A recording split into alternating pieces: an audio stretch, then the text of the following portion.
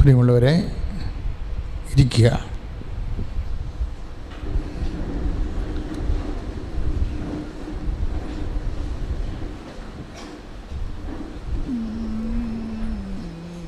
നമ്മൾ വിശ്വാസികളുടെ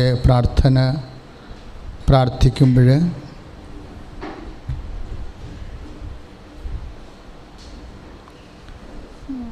നമ്മൾ പ്രത്യുത്തരമായി പറയണത് എന്താണ് പറയണത്? കർത്താവേ, ഞങ്ങളുടെ പ്രാർത്ഥന കേൾക്കണമേ. വിശ്വാസികളുടെ പ്രാർത്ഥന അല്ലെങ്കിൽ കൊറോസുസ നമ്മൾ പ്രാർത്ഥിക്കുമ്പോൾ അതിൻ്റെ പ്രത്യുത്തരമായിട്ട് സഭ പറയണത് എന്താണ്? കർത്താവേ, ഞങ്ങളുടെ പ്രാർത്ഥന കേൾക്കണമേ.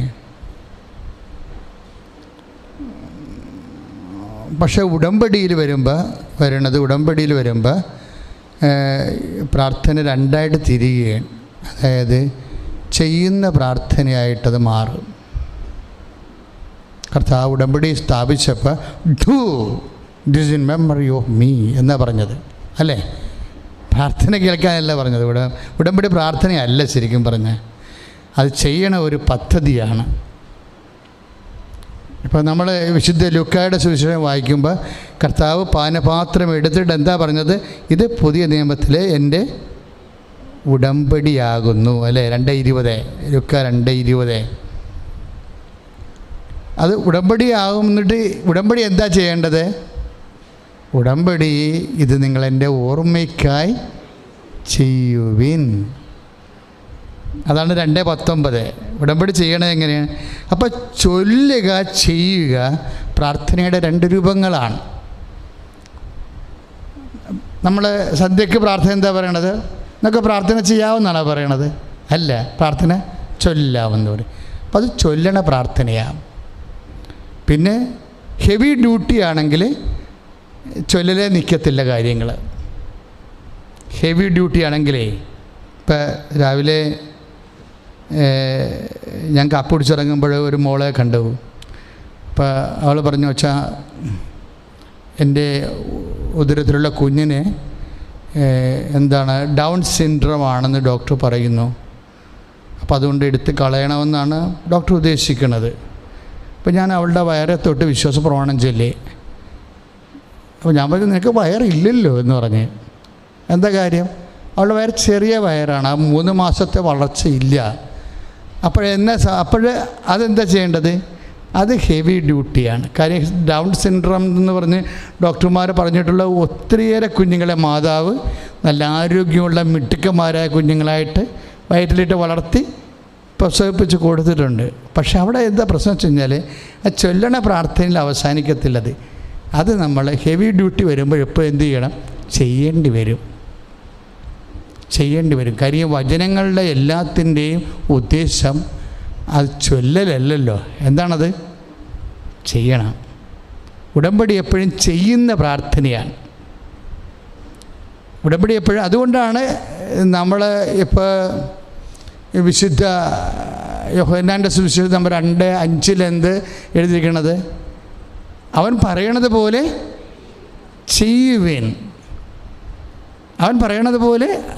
ചെയ്യുവേൻ. അപ്പോൾ ജീവിതത്തിൽ കുറേ കാര്യങ്ങൾ നമ്മൾ അപ്ഗ്രഡേഷൻ പ്രാപിക്കണമെങ്കിൽ, അതായത് നമുക്കൊരു അപ്ഗ്രേഡ് ചെയ്യണമെങ്കിൽ, ദൈവമായിട്ടുള്ള ബന്ധം അപ്ഗ്രേഡ് ചെയ്യണമെങ്കിൽ സ്വാഭാവികമായിട്ട് പ്രെയർ ഫോം അപ്ഗ്രേഡ് ചെയ്യണം, പ്രാർത്ഥനാരൂപം അപ്ഗ്രേഡ് ചെയ്യണം. അപ്പോൾ ഉദാഹരണത്തിന് നമ്മൾ ഇപ്പോൾ 4G എന്ന് പറയുന്നു. ഇപ്പോഴേ 5Gയെക്കുറിച്ചാണ് ആൾക്കാർക്ക് ഫോണൊക്കെ ഇറങ്ങാൻ തുടങ്ങി, 5Gയുടെ ഫോൺ. അപ്പോൾ കൂടുതൽ സാധ്യതകളാണ് അതിലുണ്ട്, കൂടുതൽ ഓപ്ഷൻസ് അതിൻ്റെ അകത്തുണ്ടാകും. അപ്പോൾ ഇങ്ങനെ ഓരോ കാലം ചെല്ലുന്തോറും മൊബൈലിൽ പുതിയ ഓപ്ഷൻസ് വരികയാണ്, അപ്ഗ്രഡേഷൻ വരികയാണ്. ഇതുപോലെ ആധുനിക കാലമായി കഴിഞ്ഞപ്പോൾ സ്വാഭാവികമായിട്ട് പ്രേയറിന് വന്നിട്ടുള്ള അപ്ഡേഷനാണ് ഉടമ്പടിയായിട്ട് കർത്താവ് നമ്മുടെ കയ്യിൽ തന്നിരിക്കുന്നത്. കാര്യം നമ്മൾ രാവിലെ എഴുന്നേറ്റ് പ്രാർത്ഥന, അതിൽ ഈ 20% മാത്രമേ ഉടമ്പടിയിൽ പ്രെയറുള്ളൂ. മരിയൻ ഉടമ്പടിയിൽ 20% വെറും 20% മാത്രമേ ചൊല്ലലുള്ളൂ. അതേതാണ്? രാവിലെ നമ്മൾ എഴുന്നേറ്റ് ചൊല്ലണ പ്രത്യക്ഷീകരണ പ്രാർത്ഥന, രാത്രി കുടുംബ പ്രാർത്ഥനയ്ക്ക് ശേഷം ചൊല്ലുന്ന ഉടമ്പടി പ്രാർത്ഥന. അതാണ് ഇതിൻ്റെ അകത്തുള്ള ആ പ്രാർത്ഥന ചൊല്ലൽ. ബാക്കി 80% ചെയ്യലിലാണ് കിടക്കുന്നത്.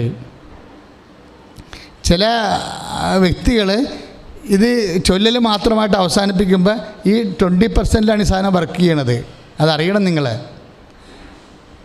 ഉടമ്പടി എടുത്തിട്ട് എല്ലാവരും പറയണത് അയ്യോ പ്രത്യക്ഷീകരണ പ്രാർത്ഥന 5 മണിക്ക് എഴുന്നേറ്റ് ചെല്ലണമെന്ന് പറയും. 5 മണിക്ക് എഴുന്നേറ്റ് പ്രത്യക്ഷീകരണ പ്രാർത്ഥന ചൊല്ലിയാലും കുടുംബ പ്രാർത്ഥന കഴിയുമ്പോൾ അതുപോലെ തന്നെ ഉടമ്പടി പ്രാർത്ഥന ചൊല്ലിയാലും ആ ഉടമ്പടി എന്ന് പറയുന്ന പ്രോജക്റ്റിൻ്റെ 20% നമ്മൾ കവർ ചെയ്യണത്. ബാക്കി 80% മുഴുവനും ചെയ്യുന്നതിലാണ് കിടക്കുന്നത്. മനുഷ്യൻ്റെ നിത്യരക്ഷയുടെ വിഷയം വന്നപ്പോൾ ഈശോ തന്നെ പ്രേയറിനെ എടുത്ത് അപ്ഗ്രേഡ് ചെയ്ത് എന്ത് ചെയ്തു? അതിനെ ചെയ്യുന്ന പ്രാർത്ഥനയാക്കി മാറ്റി. ചെയ്യുന്ന പ്രാർത്ഥന, അപ്പം ചൊല്ലുന്ന പ്രാർത്ഥനയിൽ നിന്ന് ചെയ്യുന്ന പ്രാർത്ഥനയിലേക്ക് മാറ്റും. അപ്പം ചെയ്യുന്ന വിഷയമാകുമ്പോൾ നമ്മളെപ്പോഴും ഉടമ്പടി പുതുക്കാൻ വരുമ്പോൾ നിങ്ങളോട് ചോദിക്കുന്ന ചോദ്യങ്ങൾക്കെല്ലാം ക്ലാപ്പ് എന്ന് പറഞ്ഞ പത്രം തന്നിട്ടുണ്ടല്ലേ? അപ്പോൾ ആ ക്ലാപ്പ് വായിച്ച് നോക്കണം കേട്ടോ. എന്താണ്? അതായത് ക്ലാപ്പ് എന്ന് പറയുന്നത് ക്രിസ്ത്യൻ ലൈഫ് അസസ്മെൻറ്റ് പേപ്പർ എന്നാണ്. അതായത് നിങ്ങൾ ചെയ്യുന്ന കാര്യങ്ങളുടെ വിലയിരുത്തലാണ് അതിനകത്തുള്ളത് വരണത്. ഇപ്പോൾ ഞാൻ രോഗിയായിരുന്നു, ഇപ്പോൾ 25-35 വരുന്ന അവസാന ചോദ്യങ്ങളില്ല ഞാൻ രോഗിയായിരുന്നു, നിങ്ങളെന്നെ സന്ദർശിച്ചു. അപ്പോൾ സ്വാഭാവികമായി 90 ദിവസത്തിനുള്ളിൽ ആരെയൊക്കെ സന്ദർശിച്ചെന്ന് നമ്മൾ ഉടമ്പടി അസസ് ചെയ്യുന്നവരോട് പറയണം. എത്ര സന്ദർശനം നടന്നു എന്ന് പറയുമ്പോൾ അതിന് പോയിൻ്റ് ഉണ്ട്, റേറ്റ് ഉണ്ടെങ്കിൽ ആ പോയിൻ്റ് അവരോട് രേഖപ്പെടുത്തും. പിന്നെ ഞാൻ എനിക്ക് വിശന്നു, നിങ്ങളെനിക്ക് ഭക്ഷണം തന്നു, അപ്പോൾ അത് ചെയ്യാനുള്ളതാണ്. നമ്മൾ ആർക്കൊക്കെ ഭക്ഷണം കൊടുത്തു, അപ്പോൾ അത് ഭക്ഷണം ഇല്ലാത്ത ആർക്കെല്ലാം ഭക്ഷണം കൊടുത്തു എന്ന് ചോദിക്കുമ്പോൾ നമുക്ക് പറയാൻ 10 പേർക്ക് കൊടുത്തു, 5 പേർക്ക് കൊടുത്തു എന്ന് പറയാം. അപ്പോൾ അതിനൊരു 3 പോയിൻ്റ് കിട്ടും. അതാണ് ക്ലാപ്പ് പേപ്പറിൻ്റെ പ്രത്യേകത. നിങ്ങൾ ക്ലാപ്പ് പേപ്പർ വെച്ചാൽ അതിപ്പോൾ ഉടമ്പടി ചെയ്യുമ്പോൾ തന്നെ ക്ലാപ്പ് പേപ്പർ തന്നു വിടുകയാണ്. കാര്യം എന്താ? നിങ്ങളതനുസരിച്ച് റേറ്റിംഗ് ഉണ്ടാക്കാൻ വേണ്ടിയാണ്. കാര്യം കുറേ നാൾ ഞങ്ങളിങ്ങനെ സഹായിക്കും, പിന്നെ കർത്താവ് നിങ്ങളെ ഓട്ടോമാറ്റിക്കാക്കി നിങ്ങൾ ഉയർത്തിക്കൊള്ളു. ഇത് ഭയങ്കര അപ്ഗ്രേഡ്. കുറച്ച് കഴിയുമ്പോൾ ദൈവദൃസന്നിധിയിൽ നിങ്ങൾക്ക് നല്ല തൂക്കം ഉണ്ടാകും. ദൈവത്തിന് പണ്ട് മുതലേ ഉള്ള ഒരു പരിപാടിയാണ്. എന്താണ് അത്? ക്രൈസ്തവരായാലും അക്രൈസ്തവരായാലും ദൈവം തൂക്കി നോക്കും, അല്ലേ? ഞാൻ തന്നെ തൂക്കി നോക്കിയെന്ന് മെനെ തെക്കൽ ഉപാർസ്യൻ, ഞാൻ നിന്നെ തൂക്കി നോക്കി. എന്ത് പറ്റി? നീ ഭാരം കുറഞ്ഞവനായി കാണപ്പെട്ടു. Praise the Lord. അപ്പോൾ കർത്താവ് തൂക്കണ പരിപാടി ഉള്ളതാ. നിങ്ങൾക്ക് ഭാരം കൂടിക്കൊണ്ടിരിക്കുകയാണ് അതായത് ഉടമ്പടി അനുസരിച്ച് കൊണ്ട് ഇതുപോലെയുള്ള ദൈവനിവേശന പ്രവർത്തനങ്ങൾ ചെയ്യുന്ന അനുസരിച്ച് കൊണ്ട് നിങ്ങളുടെ ഭാരം കൂടിക്കൊണ്ടിരിക്കും. എൻ്റെ മക്കളെ, ഇത് നമ്മളുടെ കയ്യിൽ കിട്ടിയ അനുഗ്രഹമാണ്. വളരെ മാത്തമാറ്റിക്കൽ പ്രിസിഷനോട് കൂടിയ കാര്യം. നിങ്ങൾക്ക് പിന്നെ ഒന്നും പിന്തിരിഞ്ഞ് നോക്കേണ്ടി വരത്തില്ല. എന്താ കാര്യത്തിൽ നിങ്ങൾ കർത്താവ് പറഞ്ഞതുപോലെ, ദൈവം പറഞ്ഞതുപോലെ കൃത്യമായി ചെയ്യുന്നുണ്ട്. ഇപ്പോൾ അക്രൈസ്തവര സഹോദരങ്ങളാണെങ്കിൽ തീർച്ചയായിട്ടും ഞങ്ങളുടെ വിശ്വാസ പ്രമാണം നിർബന്ധിച്ച് ചെല്ലിക്കത്തില്ല. കാര്യം അത് നിങ്ങളുടെ ഫ്രീഡത്തെ ബാധിക്കുന്ന വിഷയമായതുകൊണ്ട് നിങ്ങളുടെ ഫ്രീഡത്തെ ഞങ്ങൾ മാനിക്കും. പക്ഷേ നിങ്ങൾക്ക് ഒരു വ്യക്തി യേശുവിനെ ഹോണർ ചെയ്തുകൊണ്ട് അവളുടെ സൽപ്രവൃത്തികളിൽ വളരാൻ തീരുമാനിച്ചാൽ ഓട്ടോമാറ്റിക്കലായിട്ട് നിങ്ങൾ ദൈവവേദനയായി മാറും. ഒരു വ്യക്തി യേശുവിനെ ഹോണർ ചെയ്തുകൊണ്ട് ജീസസ് ചെയ്തുകൊണ്ട് മനുഷ്യത്വ പ്രവർത്തനങ്ങളിൽ, മാനവിക പ്രവർത്തനങ്ങളിൽ വളരാൻ തീരുമാനിച്ചാൽ ഓട്ടോമാറ്റിക്കായിട്ട് നിങ്ങളുടെ ഭാരം ദൈവതിരുസന്നിധി കൂടും. കാര്യം യേശുവിൻ്റെ ഭാരം എങ്ങനെയാണ് കൂടിയത്? ലോകത്തിൻ്റെ മുഴുവൻ പാപങ്ങളെ ഒരു തട്ടിൽ വെച്ചു, അടുത്ത തട്ടിൽ യേശുവിനെ വെച്ചു. ഈ പാപത്തേക്കാൾ കൂടുതൽ കൃപ ഉൽപ്പാദിപ്പിച്ചാൽ മാത്രമേ ഈ പാപത്തിൽ നിന്ന് നമ്മൾക്ക് വിടുതൽ ലഭിക്കത്തുള്ളൂ. അപ്പോൾ യേശു എന്നാ ചെയ്തത്? സഹനം കൂടി ഏറ്റെടുത്ത് സ്വന്തം ഭാരം വർദ്ധിപ്പിച്ചു, സ്വന്തം ഗുണനിലവാരം വർദ്ധിപ്പിച്ചു. മനുഷ്യൻ്റെ അവസ്ഥയിലായിരുന്നിട്ട് ദൈവം യേശു രണ്ട് തരത്തിലാണ് മനുഷ്യൻ്റെ പാപത്തിൽ നിന്ന് നിരതദ്രവ്യമായി മാറിയത്. നമ്മളെ വിലക്ക് വാങ്ങിയെന്നൊക്കെ പൗലോസ് പറയുന്നത് അങ്ങനെയാണ്. അതായത് നിത്യമരണത്തിൽ അകപ്പെടേണ്ട വ്യക്തികളെ യേശു വിലക്ക് വാങ്ങിയത് എങ്ങനെയാണ്? ഒന്ന്, അവൻ പ്രകൃത്യ ദൈവമായിരിക്കവേ, നമ്മൾ ഫിലിപ്പിയർ 2:6-7 വായിക്കുന്ന പോലെ ഒന്ന് പറഞ്ഞ്, അവൻ പ്രകൃത്യ ദൈവമായിരിക്കവേ ദൈവത്തോടുള്ള സമാനത മുറുകെ പിടിക്കേണ്ട കാര്യമായി പരിഗണിക്കാതെ അവൻ തന്നെ താഴ്ത്തിയപ്പോൾ അവൻ തന്നെ താഴ്ത്തിയപ്പോൾ അവൻ്റെ ഭാരം കൂടിയെന്നർത്ഥം ഇല്ലേ? ഒരു ത്ലാസിൽ താഴ്ന്ന് കിടക്കുന്ന ത്ലാസിന് എന്താണ് ഇരിക്കണത്? ഇപ്പോഴത്തെ ഇരിക്കുന്ന ത്ലാസിനേക്കാൾ ഭാരമാണുള്ളതാണ്. കർത്താവിൻ്റെ ഭാരം എങ്ങനെയാണ് കൂടിയത്? നമ്മളെ മുഴുവനും വിലക്ക് വാങ്ങിക്കാൻ വേണ്ടി മാത്രം ഭാരം കൂടിയ എങ്ങനെയാണ്? അവൻ തന്നെ താഴ്ത്തിയപ്പോഴാണ്. കൈയിടിച്ച് കർത്താവിനെ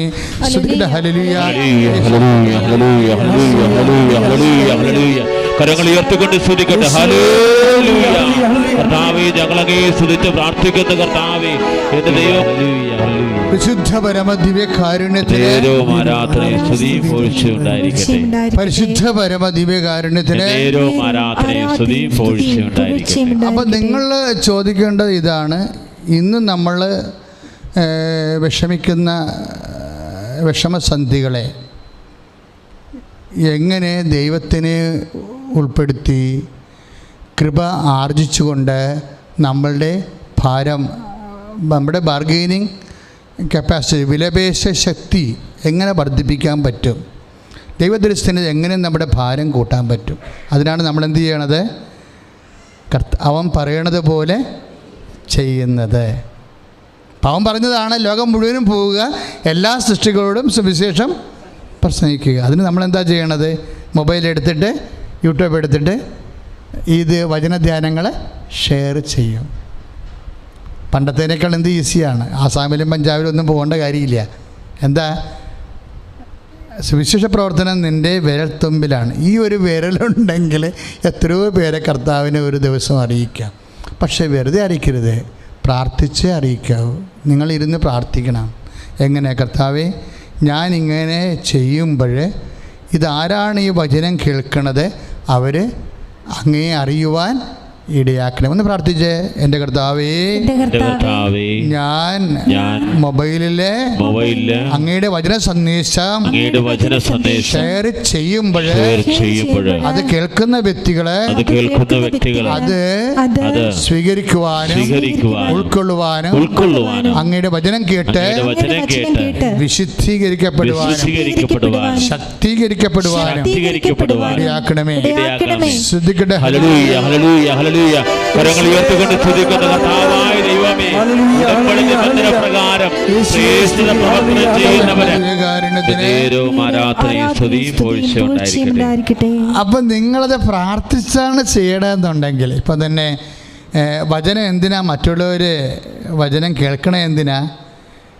വചനത്തിൻ്റെ ഇപ്പം നമ്മൾ മരുന്ന് കഴിക്കണേ എന്തിനാ? നമുക്ക് രോഗം സൗഖ്യമാക്കാൻ. ഇതുപോലെ വചനത്തിന് ചില കഴിവുകളുണ്ട്. എന്താണ്? വചനം വ്യക്തിയെ വിശുദ്ധീകരിക്കാം. ഇപ്പം നമ്മളെ എല്ലാവർക്കും അറിയാവുന്ന വചനമാണ് യോഹന്നാൻ 15:3, ഞാൻ നിങ്ങളോട് പറഞ്ഞിട്ടുള്ള, ഏറ്റു പറഞ്ഞേ, ഞാൻ നിങ്ങളോട് പറഞ്ഞിട്ടുള്ള വചനം നിമിത്തം നിങ്ങൾ വിശുദ്ധിയുള്ളവരായിരിക്കുന്നു. അപ്പോൾ നമ്മൾ ഷെയർ ചെയ്യുന്ന വചനത്തിലൂടെ അവരെ കേൾക്കുമ്പോൾ അവർക്ക് എന്നാ പറ്റും? വചനം കേട്ടാൽ തന്നെ വിശുദ്ധി ഉണ്ടാകും. വിശുദ്ധി ഉണ്ടായാൽ പിന്നെ അടുത്ത നടപടി എന്താണ്? ശക്തി കൂടും, ഭാരം കൂടും. വിശുദ്ധി ഉണ്ടായാൽ പിന്നെ അടുത്ത വചനത്തിൻ്റെ നടപടി എന്താണ്? ശക്തി കൂടും. അതാണ് റോമ 1:16 പറയണത് അല്ലേ? ദൈവവചനം ഏറ്റു പറഞ്ഞ് ദൈവവചനം രക്ഷയിലേക്ക് നയിക്കുന്ന യേശുക്രിസ്തുവിന്റെ ദൈവത്തിന്റെ ശക്തിയാണ്. ശ്രുതികട്ടെ ഹല്ലേലൂയ, ഹല്ലേലൂയ, ഹല്ലേലൂയ, ഹല്ലേലൂയ. കരങ്ങൾ ഉയർത്തിക്കൊണ്ട് സ്തുതിക്കട്ടെ. കർത്താവായ ദൈവമേ, ഉടമ്പടി നിബന്ധന പ്രകാരം കർത്താവെ അരമണിക്കൂർ ദൈവവചനം വായിച്ച് പ്രാർത്ഥിക്കുന്നവരുടെ മേൽ ദൈവത്തിന്റെ ശക്തി പ്രകടമാകണമേ. കർത്താവിന്റെ കൃപ ചൊരിയണമേ. കരങ്ങൾ ഉയർത്തി ശക്തമായി സ്തുതിക്കട്ടെ. ഹല്ലേലൂയ, ഹല്ലേലൂയ, ഹല്ലേലൂയ. ഇപ്പോൾ നമ്മൾ അച്ഛൻ കർത്താവിൻ്റെ അരുവിയിൽ നിങ്ങളോട് സംസാരിച്ചുകൊണ്ടിരിക്കുന്നത് എങ്ങനെയാണ് ഉടമ്പടി നമ്മളെ അപ്ഗ്രേഡ് ചെയ്യണത്, ഭാരം ഉള്ളവരാക്കുന്നത്, അതായത് കൃപയുടെ ഭാരം വെപ്പിക്കുന്നത് എങ്ങനെയാണ് നമ്മൾ ബലിഷ്ഠമാകണത്. ഉടമ്പടി കഴിഞ്ഞ് കറക്റ്റായിട്ടാണ് നിങ്ങൾ ചെയ്യണമെങ്കിൽ ഒരാഴ്ചക്കുള്ളിൽ നിങ്ങളുടെ കപ്പാസിറ്റി വർദ്ധിക്കും.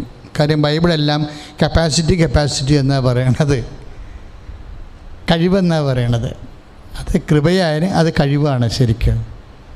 അവൻ്റെ നാമത്തെ വിശ്വസിക്കുന്നവർക്കെല്ലാം ഇപ്പം യോഹന്നാനില്ലേ അല്ലേ 1:12 എന്താ പറയണത്? ഒന്ന് പേര് പറഞ്ഞ അവൻ്റെ നാമത്തിൽ വിശ്വസിക്കുന്നവർക്കെല്ലാം ദൈവമക്കളാകാനുള്ള കഴിവ് നൽകി. ഏറ്റു പറഞ്ഞ് അവൻ്റെ നാമത്തിൽ വിശ്വസിക്കുന്നവർക്കെല്ലാം ദൈവമക്കളാകാനുള്ള കഴിവ് നൽകി. കൈ അടിച്ച് കർത്താൻ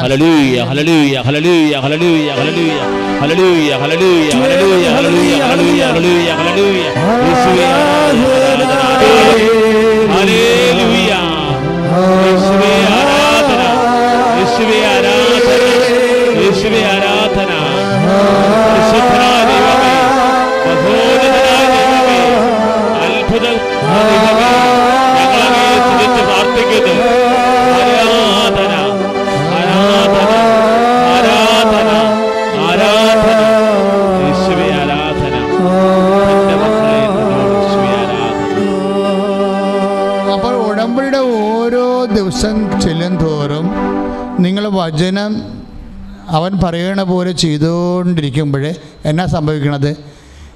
ദൈവമക്കളാകാനുള്ള കഴിവെന്നാണ്. ദൈവമക്കളാകാനുള്ള കഴിവ് വർദ്ധിക്കുകയാണ്. കാര്യം വിശ്വാസം ചെയ്താണ് കഴിവ് വർദ്ധിക്കണത് നമുക്ക്. അതാണ് 1:12 പറയണത്. അവൻ്റെ നാമത്തിൽ വിശ്വസിക്കുന്ന ഒന്ന് പറഞ്ഞേ, അവൻ്റെ നാമത്തിൽ വിശ്വസിക്കുന്നവർക്കെല്ലാം ദൈവമക്കളാകാനുള്ള കഴിവ് നൽകി. അപ്പം ദൈവത്തിൻ്റെ മക്കളായിട്ട് മാറും. അപ്പോൾ സ്വാഭാവികമായിട്ട് ദൈവത്തിൻ്റെ സ്വത്തിൽ നമുക്ക് ഓട്ടോമാറ്റിക്കൽ അവകാശികളാകും. അതാണ് അത് ഉദ്ദേശിക്കുന്നത്. അപ്പം ഇതെല്ലാം ചെയ്യുമ്പോൾ ഇപ്പോൾ കൃപാസനം പത്രമായാലും ശരി, മറ്റുള്ള മനുഷ്യർക്ക് പ്രാർത്ഥിച്ച് കൊടുക്കുമ്പോഴായാലും നിങ്ങൾ ഓർക്കണം, നിങ്ങളെ കർത്താവ് ഈ മാസം ചെയ്ത അടയാളങ്ങളും അത്ഭുതങ്ങളും ഈ മാസം അൾത്താറിൽ പറഞ്ഞ കർത്താവിൻ്റെ വചന വെളിപാടുകളുമാണ് നമ്മൾ കൈമാറുന്നത്. അവർ വായിക്കുമ്പോൾ തീർച്ചയായിട്ടും അവർക്ക് അതിൻ്റെ അനുഗ്രഹങ്ങളുണ്ടാകും. പക്ഷെ നമ്മൾ കൊടുക്കുന്ന വ്യക്തികൾ പ്രാർത്ഥിച്ച് കൊടുക്കണം. കാര്യം നമ്മളെ കർത്താവിൻ്റെ അവൻ പറയണത് പോലെ ചെയ്ത് അതനുസരിച്ച് ദൈവമക്കളാകാനുള്ള കഴിവ് നമ്മൾ വർദ്ധിപ്പിക്കുകയാണ്. കാര്യം വിശ്വാസത്തിൻ്റെ പ്രശ്നം ഇപ്പോൾ റോമ 1:12 പറഞ്ഞാൽ എന്താ പറയണത്? അവൻ്റെ നാമത്തിൽ വിശ്വസിക്കുന്നവർക്കെല്ലാം ദൈവമക്കളാകാനുള്ള കഴിവ് നൽകി. പക്ഷേ വിശ്വാസത്തിനൊരു പ്രശ്നം, വിശ്വാസം എപ്പോഴും ഇങ്ങനെ പരിപൂർണമാക്കപ്പെടണം. അതിനിപ്പോഴും പ്രവർത്തനങ്ങൾ എപ്പോഴും ഉണ്ടായിക്കൊണ്ടിരിക്കണം. പ്രാർത്ഥന കൊണ്ട് മാത്രം ഉണ്ടായിക്കൊണ്ട് വരില്ല. വിശ്വാസം എപ്പോഴും എന്താ സംഭവിക്കേണ്ടത്? അത് പരിപൂർണമാക്കിക്കൊണ്ടിരിക്കണം. അത് പ്രവർത്തനം കൊണ്ടാണ്, പ്രാർത്ഥന കൊണ്ടല്ല. യാക്കോബ് 2:22 എടുത്ത് സ്തുതിക്കട്ടെ. ഹല്ലേലൂയ, ഹല്ലേലൂയ, ഹല്ലേലൂയ, ഹല്ലേലൂയ, ഹല്ലേലൂയ, ഹല്ലേലൂയ. കർത്താവായ ദൈവമേ, പ്രവർത്തനനിരതമായ വിശ്വാസത്താൽ ഞങ്ങളെ ശക്തിപ്പെടുത്തണമേ. പ്രവർത്തനനിരതമായ വിശ്വാസത്താൽ ഞങ്ങളെ വിശുദ്ധീകരിക്കണമേ. യാക്കോബ് 2:22 അവൻ്റെ വിശ്വാസം അവൻ്റെ പ്രവർത്തികളെ സഹായിച്ചുവെന്നും ഏറ്റു പറഞ്ഞ് അവൻ്റെ വിശ്വാസം അവൻ്റെ പ്രവർത്തികളെ സഹായിച്ചുവെന്നും വിശ്വാസം പ്രവർത്തികളാൽ പൂർണ്ണമാക്കപ്പെടുന്നുവെന്നും നിങ്ങൾ അറിയുന്നുവല്ലോ. വിശ്വാസം പൂർണ്ണമാക്കണം എങ്ങനെയാ? പ്രവർത്തികളിലാ. അതായത് ഉടമ്പടിയിൽ മുഴുവനുള്ള എന്താണ്? വിശ്വാസത്തെ പൂർണ്ണമാക്കാനുള്ള പ്രവർത്തികളാണ്. അത് യാക്കോബ് 2:22 വചനം. കാര്യം വിശ്വാസം വെറുതെ വിശ്വാസം ഉണ്ടായെന്ന് പറഞ്ഞ് വീട്ടിൽ നിന്ന് പുറത്തിറങ്ങാതെ അകത്തിരുന്നിട്ട് ആ വിശ്വാസം 20% വരും. കാര്യം പ്രാർത്ഥന മാത്രമായി പോകും. പല അണ്ണന്മാർക്ക് വരുന്നൊരു പ്രശ്നം വെച്ച് കഴിഞ്ഞാൽ അവർ ഉടമ്പടി എടുക്കും, പ്രത്യക്ഷിക്കേണ്ട പ്രാർത്ഥനയും ചെല്ലും, വല്ലപ്പോഴൊക്കെ ബൈബിളൊക്കെ വായിക്കും, അല്ലാതെ പ്രവർത്തനങ്ങൾ പകുതി മുക്കാലും കളയും. നിങ്ങൾ അതെന്താ പ്രശ്നം?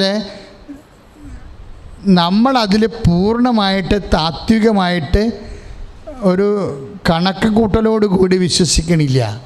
എന്തിനാണ് ഇപ്പോൾ ഈ പ്രവർത്തനമൊക്കെ ചെയ്യണത്? കഴിഞ്ഞ പോലെ ഞാൻ പറയുമായിരുന്നു, അതായത് ഇപ്പോൾ ഒരു വീട്ടിലാണെങ്കിൽ ആൾക്കാർ കുറവാണ്, ഭയങ്കര കുറവാണ്. അപ്പനും 2 മക്കളും അമ്മയൊക്കെ ഉള്ളൂ അല്ലേ. ഇപ്പം തറവാട്ടി കെട്ടി വന്നാൽ അതൊക്കെ നല്ല പണിയായിരിക്കും. കാര്യം അപ്പനും അമ്മയും പ്രായമായവർ, കിടപ്പ് രോഗികൾ അവിടെ ഉള്ളത്. അപ്പം മാറി താമസിക്കുന്നവർ ഞങ്ങൾ രക്ഷപ്പെട്ടെന്ന് പറഞ്ഞിരിക്കുകയും. കാര്യം എന്താണ്? തറവാട്ടിൽ അപ്പനും അമ്മയും കുളിക്കാതെയും തേക്കാതെയൊക്കെ മണവും പിടിച്ച് കിടക്കിയിരിക്കും. അപ്പോൾ അത് അവളുടെ പണിയല്ലേ. അപ്പൻ്റെ ജീവനാവശ്യം, അമ്മയുടെ ജീവനാവശ്യം ഇളയ മകനെല്ലാം കൈപ്പറ്റി വന്നുകൊണ്ട് നമുക്ക് കൈ ഒഴിഞ്ഞ് വേണമെങ്കിൽ ജീവിക്കാം. പക്ഷെ നീ നല്ല ക്രിസ്ത്യാനിയാണെങ്കിൽ, നല്ല ദൈവ പൈതലാണെങ്കിൽ, ക്രിസ്ത്യാനി എന്നതിനേക്കാൾ നല്ല ദൈവ പൈതലാണെങ്കിൽ നീ തറവാട്ടിൽ പോടും. അപ്പനെ അമ്മ ആരാണ് അകൃതമായി കിടക്കണത്? അവരെ ആരെയും സഹായം വിളിച്ച് കുളിപ്പിക്കണം. അത് അവരുടെ ജോലിയാണ്, എൻ്റെ ജോലിയല്ല. അവരുടെ ജോലിയാണ്, എൻ്റെ ജോലിയല്ല എന്ന് പറയുമ്പോൾ നമ്മൾ തിരിച്ച് വചനം തൂക്കി നോക്കുകയാണ്. ഇപ്പം സാരി നനച്ചിടുന്ന അല്ലെങ്കിൽ ഉടുപ്പ് നനച്ചിടുന്നു നമ്മൾ. ഇപ്പോൾ നമ്മുടെ ഉടുപ്പ് ലക്കാൻ ചെന്നപ്പോൾ കഴിഞ്ഞപ്പോൾ അത് അവിടെ നനഞ്ഞിരുന്ന് മടയം വെച്ചിരിക്കുകയാണ്. നമ്മളെടുത്ത് വേണമെങ്കിൽ നമുക്ക് പറയാം, ഇത് നമ്മുടെ ഉടുപ്പല്ല, അത് അവരുടെ ജോലിയാണ്, നമ്മളെന്തിനാണ് ചെയ്യേണ്ടത്? നമ്മുടെ ജോലിയൊന്നും അവരാരും ചെയ്യാറില്ല, പിന്നെ നമ്മളെന്തിനാണ് അവരെ സഹായിക്കണത്? അങ്ങനെ ഒരു നിലപാടെടുക്കാം. എൻ്റെ ഉടുപ്പ് ഇതുപോലെ മണയം വെച്ച് കിടന്നിട്ട് ഒരു പന്നിയും നോക്കിയിട്ടില്ല, പിന്നെ എന്തിനാണ് ഞാൻ പോയി വരിയൊക്കെ അതൊക്കെ ചെയ്ത് കൊടുക്കണത്? അത് നിങ്ങളുടെ പഴയ മനുഷ്യനാണ്. ഉടമ്പടി ചെയ്യുമ്പോൾ നിങ്ങളെ പുതിയ മനുഷ്യനാകും. കാര്യം എന്താണ്? അവർക്ക് വേണ്ടത് ചെയ്യുക മാത്രമല്ല, അത് ചെയ്തത് നിങ്ങളാണെന്ന് പോലും അവർ അറിയിക്കത്തില്ല. കൈയിട്ടിച്ച്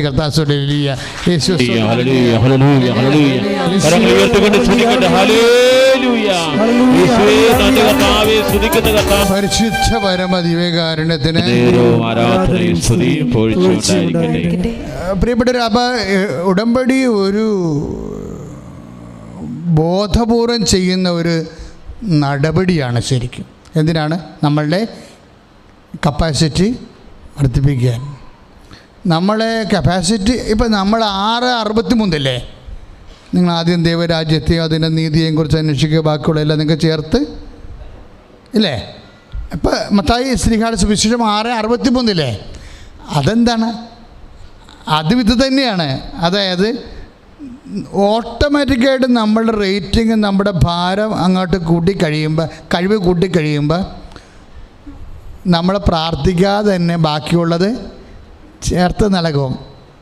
അതാണ് 6:63 മത്തായി ശ്രീകാട് സുവിശേഷം. എന്താ പറഞ്ഞ? ഒന്ന് പറഞ്ഞേ, നിങ്ങളാദ്യം ദൈവരാജ്യത്തെയും അതിൻ്റെ നീതിയെയും. ദൈവരാജ്യത്തിൻ്റെ നീതിയാണ്, ദൈവരാജ്യത്തിൻ്റെ നീതിയാണ്. അല്ലാതെ ദൈവരാജ്യത്തിൻ്റെ നീതി, ദൈവരാജ്യത്തെയും അതിൻ്റെ നീതിയാണ്. കാര്യം നീതി എപ്പോഴും 2-3 തരം ഉണ്ട് ബൈബിളിൽ. ഇപ്പം മത്തായി ശ്ലീഹായുടെ സുവിശേഷം തന്നെ 5:20 വായിക്കുമ്പോൾ നിങ്ങളുടെ നീതി, ഏറ്റു പറഞ്ഞ നിങ്ങളുടെ നീതി ഫരിസേയരുടെ നീതിയെ അതിലംഘിക്കുന്നില്ലെങ്കിൽ നിങ്ങൾ ദൈവരാജ്യത്തിലെ പ്രവേശിക്കുകയില്ല. അപ്പം അതിലംഘിക്കുന്ന നീതിയുണ്ട്. സാധാരണ നീതിയേക്കാൾ അതിലംഘിക്കുന്ന നീതിയുണ്ട്. അതിലംഘിക്കുന്ന നീതി എന്താണ്? പ്രതിഫലം മനുഷ്യരോട് ചോദിക്കാത്ത നീതിയാണ്. പറഞ്ഞ മനസ്സിലായില്ലേ? പ്രതിഫലം മനുഷ്യരോട് ചോദിക്കാത്ത നീതിയാണ്. ഇപ്പം ചിലപ്പോൾ രോഗികളെ വീട്ടിൽ കിടക്കുമ്പോൾ തോർക്കും കിടക്കട്ടെ കിടന്ന് കുറക്കട്ടെ, എന്നെ കുറച്ച് പരിപ്പിച്ചിട്ടുള്ളതാണെന്ന് നമ്മൾ പറയും. ഉടമ്പടി എടുത്തു കഴിഞ്ഞാൽ നിനക്കത് പറയാൻ പറ്റത്തില്ല. കാര്യം എന്താണ്? നീ ദൈവവേദനയായി മാറി. പണ്ട് ലോകത്തിൻ്റെ സന്തതിയാകുമ്പോൾ നീ ദൂത്ത് ദസ്, കണ്ണിന് പകരം കല്ല്, കണ്ണ്, പല്ലിന് പകരം പല്ല്, പല രീതി ചെയ്യും. പക്ഷേ ഇപ്പോൾ നീ ആരായി മാറി? നിൻ്റെ കപ്പാസിറ്റി വർദ്ധിച്ചു, ദൈവ പൈതലായി മാറുകയാണ്. ദൈവ പൈതലായി മാറുമ്പോൾ നിനക്ക് എന്താ പ്രശ്നം? നീ ചോദിക്കുന്ന മുമ്പ് തന്നെ നിൻ്റെ ആവശ്യം എന്തെന്ന് എൻ്റെ സ്വർഗസ്ഥനായ പിതാവ് അറിയുന്നു. ആദ്യം നീ ദൈവരാജ്യത്തെയും അതിൻ്റെ നീതിയെയും കുറിച്ച് അന്വേഷിക്കുവാൻ, ബാക്കിയുള്ളത് ചേർത്ത് നൽകപ്പെടും. അപ്പോൾ ബാക്കിയുള്ളത് എന്താണ്? അത് ചേർത്ത് നൽകപ്പെടാൻ വേണ്ടി.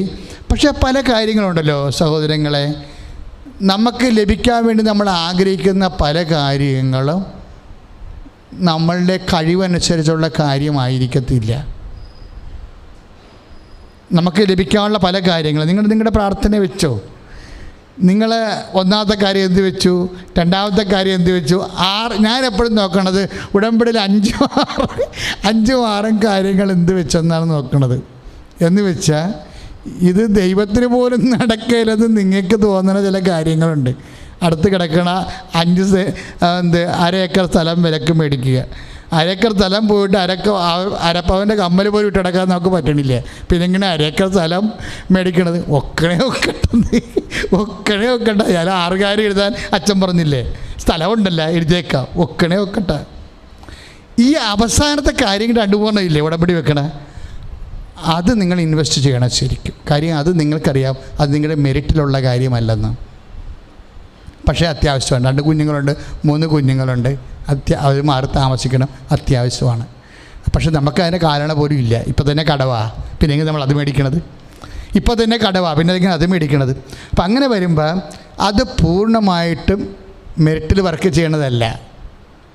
ഉടമ്പടിയുടെയും ഒരു പ്രത്യേകത എന്ന് വെച്ച് കഴിഞ്ഞാൽ എപ്പോഴും അത് നമ്മളുടെ എഫെസ്യസ് 2:8 ബൈബിൾ മുഴുവൻ വർക്കൗട്ട് ചെയ്യണത് ഈ ഒരൊറ്റ പ്രിൻസിപ്പിളിലാണ്. ബൈബിൾ മുഴുവനും. ഇപ്പം നിങ്ങൾക്ക് ഇപ്പോൾ ചില ആൾക്കാർ 20 കോടി കടമുണ്ടച്ചാൽ ഞാനിപ്പോൾ ആത്മഹത്യ എന്നൊക്കെ പറഞ്ഞുകൊണ്ട് വരികയില്ലേ. അപ്പോൾ ഞാൻ പറയുന്നത് അത്യാവശ്യമാണ് ആത്മഹത്യ ചെയ്യണമെന്നുണ്ടെങ്കിൽ 2 വഴികളുണ്ട്. ഒന്ന് റെയിൽ പാളമുണ്ട്, പിന്നെ അതാകുമ്പോൾ പിന്നെ ഭയങ്കര പാടാണ്, ചോരൊക്കെ തെറിച്ച് അലാപ്പടെ സീനായി പോകുമെന്ന് പറയും. ഇത്രയും കൂടി പറഞ്ഞുകൊണ്ട് പോയ കടലാണ്, അപ്പം അതിൻ്റെ കുഴപ്പമൊന്നുമില്ലെന്ന്. കാര്യം എന്ന് വെച്ച് കഴിഞ്ഞാൽ ഇവരിങ്ങനെ അല്ലല്ലോ അച്ഛനോട് പറയേണ്ടത്, ആണോ? അവരവരുടെ അളിയനോട് പറയണമെങ്കിൽ അങ്ങനെ പറയാം. അച്ഛനോട് പറയുമ്പോൾ ഈശോനോട് പറയണ പോലെയാണല്ലേ. അപ്പോൾ അവർക്ക് ആ ഒരു മിനിമം വിശ്വാസം വേണ്ടേ, ഒരു മിനിമം വിശ്വാസം വേണ്ടേ. അവരെവിടെയാണ് പറയണത്, ആരോടാണ് പറയണത്? അവരുടെ ആ വിഷയത്തിലോ ആ 20 കോടിയിലോ അല്ലെങ്കിൽ അവരുടെ ആസ്തികളിലോ ഒരു അഭയവുമില്ലാതെ ആണത് പറയണത്. പക്ഷെ നമുക്കറിയാം, നിങ്ങൾ പൂർണ്ണമായി അത് വിശ്വസിക്കണം. എങ്ങനെ വിശ്വസിക്കും? എൻ്റെ കർത്താവ് ഈ വിഷയത്തിൽ തീരുമാനമുണ്ടാക്കും. അവന് ഏതെങ്കിലും വഴി ഉണ്ടാകും. കാര്യം അവനെക്കുറിച്ച് പറയണത് ഐസിയായുടെ പുസ്തകമൊക്കെ വായിക്കുമ്പോൾ സമുദ്രത്തിൽ വഴിവെട്ടണവനാണെന്നാണ്. കൈയിടിച്ച് കർത്താവിനെ സ്തുതിക്കട്ടെ. ഹല്ലേലൂയ.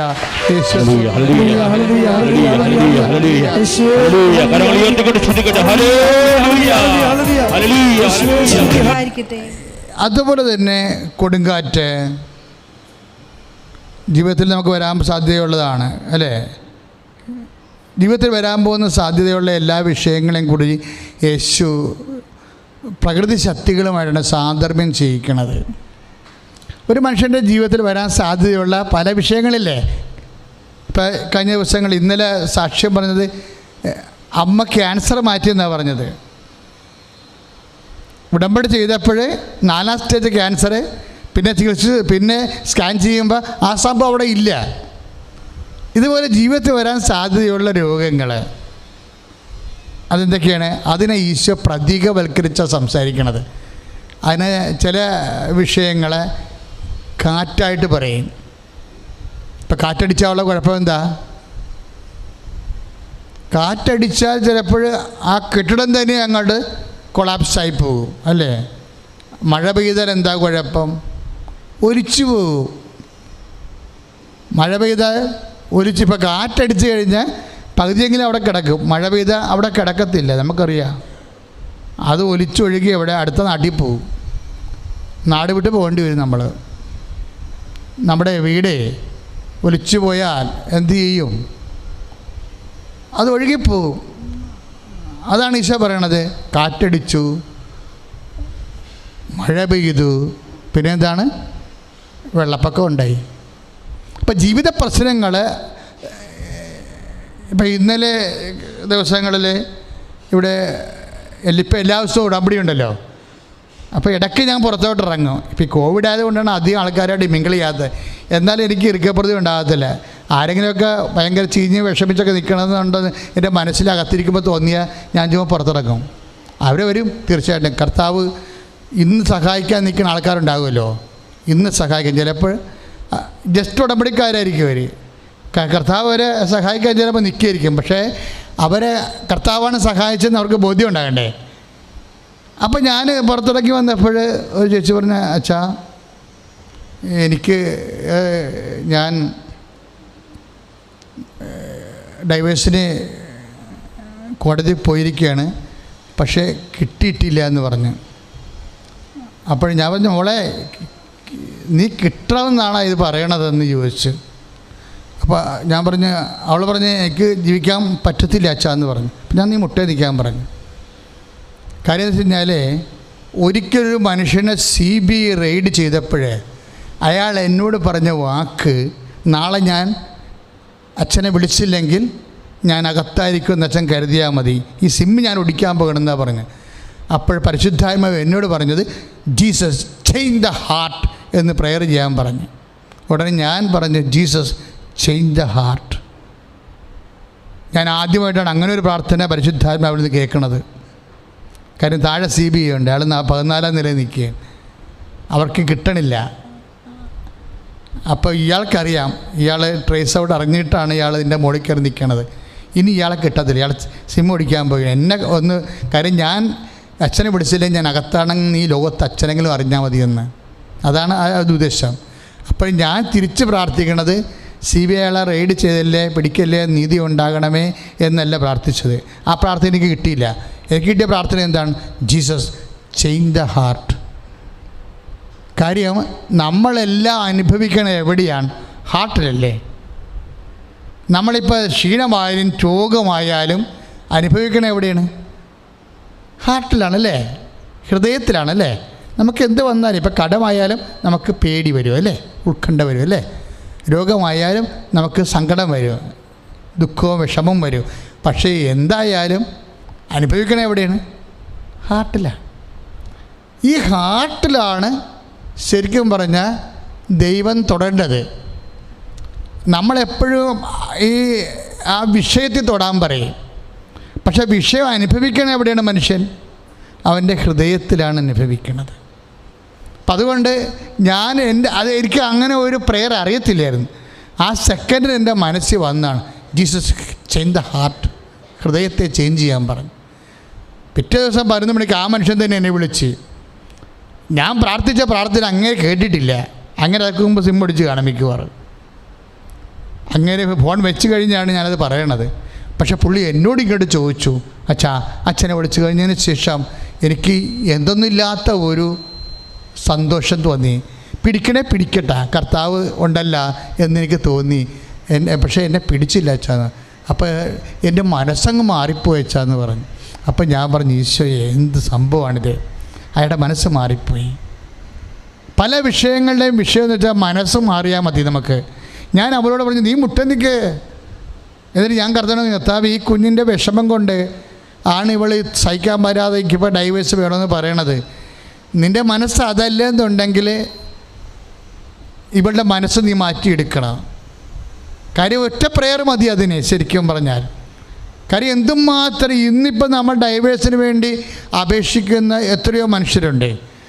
പക്ഷേ എത്രയോ മനുഷ്യർ അതിനേക്കാൾ 10 ഇരട്ടി കാര്യം ഉണ്ടായിട്ട് പോലും കൂടെ ജീവിക്കുന്നവരുണ്ട്, ജീവിത പങ്കാളിയുടെ കൂടെ ജീവിക്കുന്നവരുണ്ട്. അവരെങ്ങനെയാണ് ജീവിക്കണത്? അവർ കൃപയുടെ അഭിഷേകം വാങ്ങിച്ച് ജീവിക്കുകയാണത്.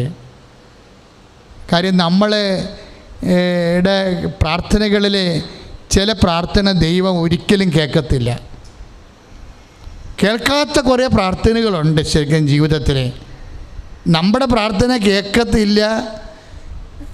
നമ്മുടെ പ്രാർത്ഥനയുടെ 50% ദൈവം ചില പ്രാർത്ഥനകൾ കേൾക്കത്തില്ല എന്ന് പറഞ്ഞാൽ, അങ്ങനെ പ്രാർത്ഥന കേൾക്കാത്ത പ്രാർത്ഥനയുണ്ട് എന്ന് നമ്മളോട് പറയണത് ആരാ? ഈശോ തന്നെയാണ് പറഞ്ഞത്. ഈശോയുടെ പ്രാർത്ഥന കേട്ടില്ലല്ലോ. കേട്ടോ? ഈശോയുടെ പ്രാർത്ഥന ഗെത്സേമനിൽ വെച്ച് പ്രാർത്ഥന കേട്ടോ? പിതാവേ, സാധ്യമെങ്കിൽ ഈ പാനപാത്രം എന്നെ കടന്നു പോകട്ടെ എന്ന് പറഞ്ഞപ്പോഴേ ആ പ്രാർത്ഥനയ്ക്ക് എന്താ മറുപടി കിട്ടിയത്? പാനപാത്രം ആ സഹനം എടുത്ത് മാറ്റിക്കൊണ്ട് ആണ് അതിന് മറുപടി പറഞ്ഞത്? അല്ല. വിശുദ്ധ യോഹന്നാൻ്റെ സുവിശേഷം 18:6 വായിക്കുമ്പോഴും നമ്മൾ പറയും, അവനെ ശക്തിപ്പെടുത്താൻ ഒരു മാലാഖ വന്നു. Praise the Lord. അപ്പോഴേ നിലവിലിരിക്കുന്ന സഹന സാഹചര്യം മാറിയില്ലെങ്കിലും ദൈവത്തിന് നമ്മളെ ഒരു സെക്കൻഡ് ഓപ്ഷനുണ്ട്. എന്താണ്? നമ്മളെ ശക്തിപ്പെടുത്താനുള്ള, നമ്മുടെ ഹാർട്ടിനെ, ഹൃദയത്തെ അഭിഷേകം ചെയ്യാനുള്ള. ദൈവവേദലേ, നീ എന്തെങ്കിലും കാര്യങ്ങൾ നിനക്ക് സഹിക്കാൻ പറ്റാത്തതുണ്ടെങ്കിൽ നീ അത് മാറാൻ പ്രാർത്ഥിച്ചോ. പക്ഷെ അതിൻ്റെ കൂടെ നീ പറയണം, അപ്പാ, എങ്കിലും എൻ്റെ ഇഷ്ടമല്ല, അങ്ങയുടെ ഇഷ്ടം നിറവേറട്ടെ. സ്തുതിക്കട്ടെ. ഹല്ലേലൂയ. യേശുവേ സ്തോത്രം. ഹല്ലേലൂയ, ഹല്ലേലൂയ, ഹല്ലേലൂയ, ഹല്ലേലൂയ, ഹല്ലേലൂയ, ഹല്ലേലൂയ. കരങ്ങൾ ഉയർത്തിക്കൊണ്ട് സ്തുതിക്കട്ടെ. ഹല്ലേലൂയ, ഹല്ലേലൂയ, ഹല്ലേലൂയ, ഹല്ലേലൂയ, ഹല്ലേലൂയ, ഹല്ലേലൂയ. യേശുവേ സ്തോത്രം. ഹല്ലേലൂയ, ഹല്ലേലൂയ, ഹല്ലേലൂയ. യേശുവേ ആരാധന, ദൈവമേ ആരാധന. ഹല്ലേലൂയ, ഹല്ലേലൂയ, ഹല്ലേലൂയ, ഹല്ലേലൂയ. പരിശുദ്ധ പരമദിവ്യകാരുണ്യത്തിലെ അപ്പോഴെങ്കിലും ജീവിതത്തിൽ വെള്ളപ്പൊക്കം ഉണ്ടായാലും, ജീവിതത്തിൽ കാറ്റൂതിയാലും, മഴ പെയ്താലും പിന്നെ എന്ത് ചെയ്യണം? അതിനൊക്കെ പോംവഴി ഉണ്ടെന്നാണ് ഈശോ പറയണത്. എല്ലാം നിങ്ങൾ സഹിക്കേണ്ട കാര്യമില്ല. പറഞ്ഞാൽ മനസ്സിലായോ? എല്ലാം നിങ്ങൾ സഹിക്കേണ്ട കാര്യമില്ല. ജീവിതത്തിൽ വെള്ളപ്പൊക്കം ഉണ്ടായാലും, ജീവിതത്തിൽ കാറ്റൂതിയാലും, കൊടുങ്കാറ്റുണ്ടായാലും, മഴ പെയ്താലും ജീവിതം ഒലിച്ചു പോകാതിരിക്കാൻ വേണ്ടി പ്രതിവിധികളുണ്ടെന്നാണ് ഈശോ പറയണത്. അതെന്താണ്? ഉടമ്പടിയാ. അതെന്താണ്? ഉടമ്പടിയാ. നമ്മളെ ഉടമ്പടി എന്താ പറയണത്?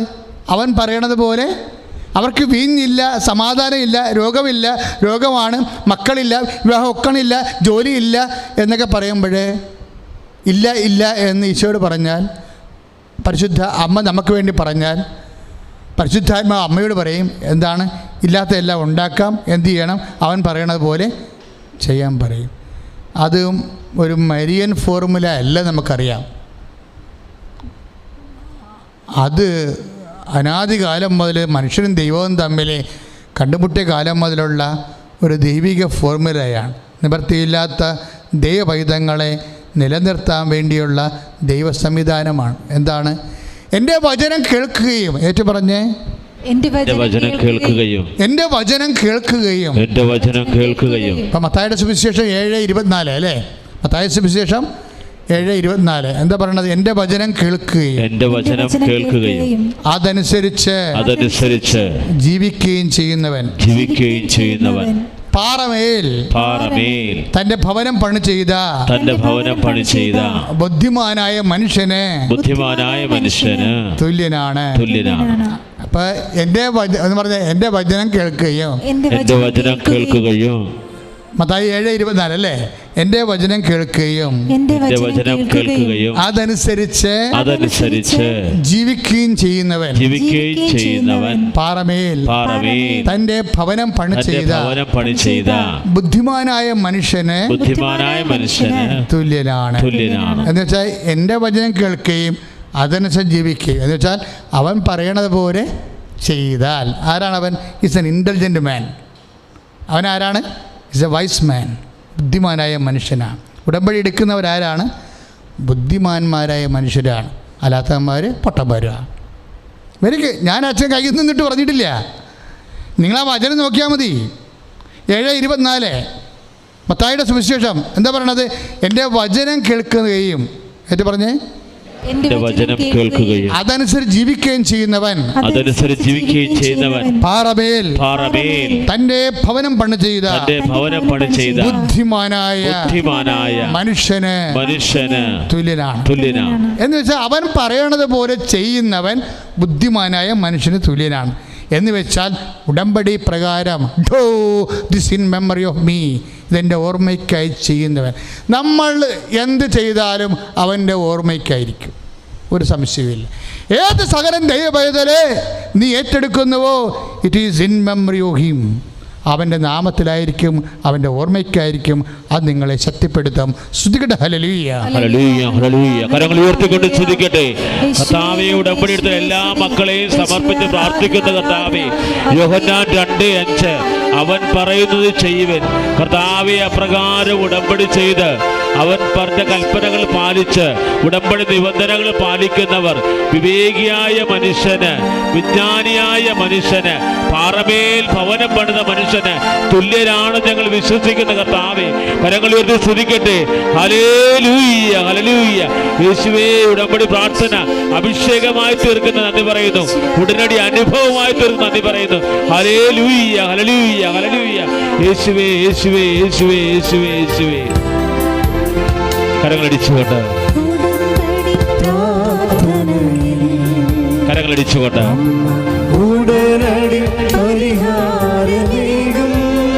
ചേർന്ന് പാടാം. അപ്പം നിങ്ങൾ തീഷ്ണതയുള്ള ആൾക്കാരായിട്ട് മാറണം. സുവിശേഷ പ്രവർത്തനങ്ങളിലെ തീഷ്ണതയുള്ളവരെ. ഇപ്പം നിങ്ങൾക്കറിയാമോ, കൃപാസനത്തിൽ ഈ ലോക്ക്ഡൗൺ ഒന്നും നമ്മളെ ബാധിച്ചില്ല. എന്താ? കർത്താവ് എല്ലാ ദിവസവും തന്നെ പുതിയ പുതിയ ശുശ്രൂഷകൾ തന്നു. ആയിരക്കണക്കിന് 10,000-കണക്കിന് മനുഷ്യർ ഈ ലോക്ക്ഡൗണിലെ കർത്താവിൻ്റെ വചനം കേട്ട് വളർന്നു. ഞങ്ങളാണെങ്കിൽ ഈ ആൾത്താർ അടച്ചിട്ടില്ല. ഈ ലോക്ക്ഡൗൺ കാലത്ത് ഇത് റൺ ചെയ്യണമെങ്കിൽ 6 ലക്ഷം 5.5 ലക്ഷം രൂപ വേണമായിരുന്നു. സ്റ്റാഫിൻ്റെ ഇവിടുത്തെ മുഴുവൻ മെയിൻ്റനൻസും ചിലവും എല്ലാം കൂടി.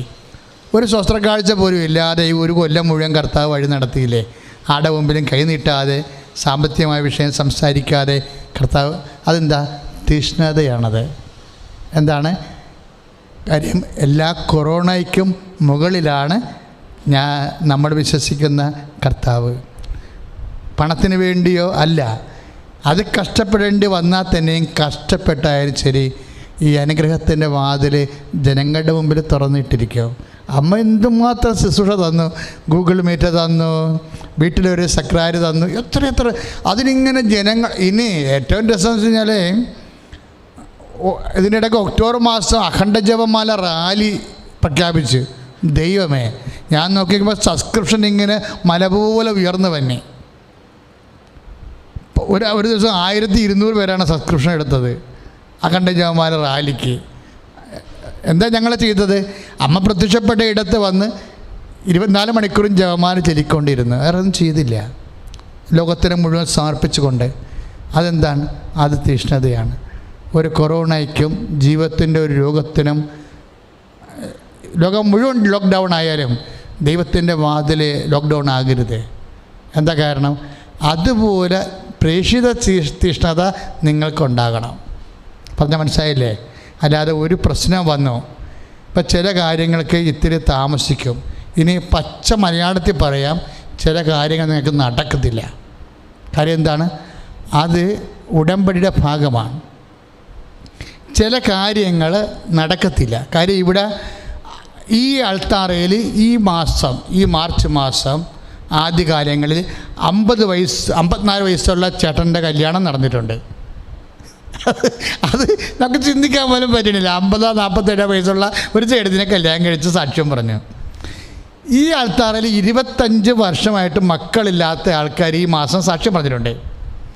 25 വർഷമായിട്ട് അവർക്ക് മക്കളില്ല. ഉടമ്പടി എടുത്തു കഴിഞ്ഞപ്പോൾ അവർക്ക് മക്കളെ കിട്ടി. എങ്ങനെ കിട്ടി? സ്വാഭാവികമായി ശരീരത്തിന് മക്കളെ ഉണ്ടാക്കാനുള്ള യാതൊരു കഴിവുമില്ല.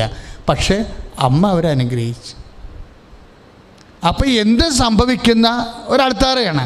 പക്ഷേ അതേസമയത്ത് ഞാൻ നിങ്ങളോട് പറയുന്നു, ചില കാര്യങ്ങൾ ദൈവം റിസർവ്ഡായിട്ട് വെക്കും. അതുമേ കയറി എപ്പോഴും മാന്തിക്കൊണ്ടിരിക്കരുത്. പറഞ്ഞാൽ മനസ്സിലായില്ലേ?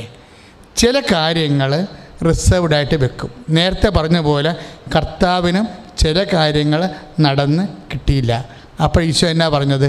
എന്നെ ശക്തിപ്പെടുത്തിയാൽ മതിയെന്ന് പറഞ്ഞു. എന്നെ അതാ 18:6 നമ്മൾ വായിച്ചില്ലേ കുറച്ച് മുമ്പ്? സത്യമെങ്കിൽ പാനപാത്രം എന്നെ കടന്നു പോകട്ടെ എന്ന് പറഞ്ഞപ്പോഴേ കർത്താവ് അപ്പോസ്തലന്മാരോടൊക്കെ പറഞ്ഞു, നിങ്ങളൊന്ന് എഴുന്നേറ്റിരിക്കെ 10 മനുഷ്യൻ്റെ കൂടെ ഒന്ന് അറിയണ്ട, എനിക്ക് പേടിയാണെന്നൊക്കെ പറഞ്ഞ്. മാനുഷികമായിട്ട് മരണം മുമ്പിൽ വരുമ്പോൾ ആർക്കായാലും ആ മാനുഷിക സ്വഭാവം കാണിക്കും. പക്ഷേ ഒരു സെക്കൻഡ് കഴിഞ്ഞപ്പോൾ ആ മാനുഷിക സ്വഭാവത്തിൻ്റെ മേലെ കർത്താവിൻ്റെ അരൂപി ഇറങ്ങി വന്ന്, ദൈവത്തിൻ്റെ ശക്തി ഇറങ്ങി വന്നപ്പോൾ അവൻ എഴുന്നേറ്റ്. ഒരു ഡെഡ് ബോഡി പോലെ ചോര കുളിച്ച് കിടന്ന ആൾ പെടയെന്നിങ്ങനെ എഴുന്നേക്കും. എന്നിട്ട് ചോദിക്കുന്ന ഒരു ചോദ്യമുണ്ട്, ഹും ഡു യു സീക്ക്? നിങ്ങൾ ആരെയാണ് അന്വേഷിക്കുന്നത്? അപ്പോൾ പറഞ്ഞു, Jesus of Nazareth, that is I am. ഞാൻ നസറായൻ യേശുവിനെ അന്വേഷിക്കണമെന്ന് പറഞ്ഞപ്പോഴേ അത് ഞാനാണെന്ന് പറയാനുള്ള ചങ്കൂറ്റം. ആ ചങ്കൂറ്റമാണ് ദൈവത്തിൻ്റെ ശക്തി. ദൈവവേദലേ, ചില സമയത്ത് നിൻ്റെ ഒരു ഭൗതികവും പദാർത്ഥമാത്രമായ പ്രാർത്ഥനകൾക്ക് ദൈവം ഉത്തരം തന്നില്ലെങ്കിൽ അതിൻ്റെ അർത്ഥം നിനക്ക് സ്വർഗീയമായ ചങ്കൂറ്റവും കരുളുറപ്പനും നിന്നെ അഭിഷേകം ചെയ്യാൻ തിരഞ്ഞെടുത്തിരിക്കുന്നു. കൈയടിച്ചു കൊടുത്ത ആസോടെ ഹല്ലേലൂയ.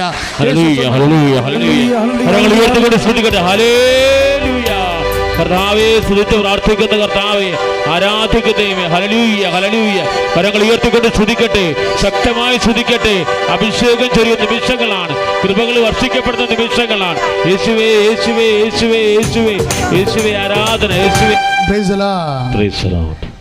അതായത് ചില പ്രാർത്ഥനകൾക്ക് ഇതുപോലെ ഉത്തരം താമസിക്കുകയോ കിട്ടാതിരിക്കുകയോ ചെയ്യുമ്പോൾ പരിശുദ്ധാത്മാവ് പറയുന്ന ഒരു വാക്കുണ്ട്